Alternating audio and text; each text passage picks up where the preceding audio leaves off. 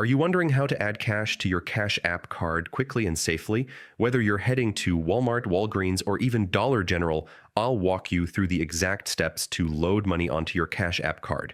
Fast, easy, and without confusion. Stick with me until the end so you don't miss the pro tips that can save you time and fees. First, open your Cash App and tap the bank icon in the bottom left corner. This will take you to the banking tab. Next, select paper money. This is where you'll find nearby locations that let you deposit cash. If it's your first time, Cash App may ask for location permission so it can show you stores closest to you. You'll see a map with participating retailers like Walmart, 7-Eleven, Walgreens, Rite Aid, Dollar General, Family Dollar, H-E-B, and more.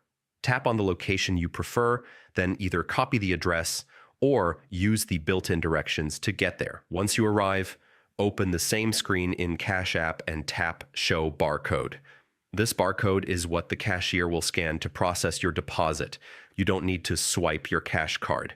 At bigger stores like Walmart, head to the money center or customer service desk. Some stores may ask for your ID, so keep it handy. Tell the cashier you'd like to add money to Cash App, then hand over your cash. You can deposit between $5 and $500 per transaction, and there's a $1 fee for each deposit. Need to add more than $500? Simply finish the first transaction, tap Done, and generate a new barcode. Keep in mind there's a rolling limit of $1,000 per 7 days and $4,000 per 7 days, 30 days. As soon as the cashier completes the process, tap Done in Cash App.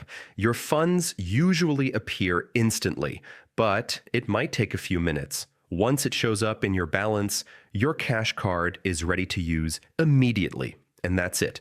Now you know exactly how to add cash to your Cash App card the right way.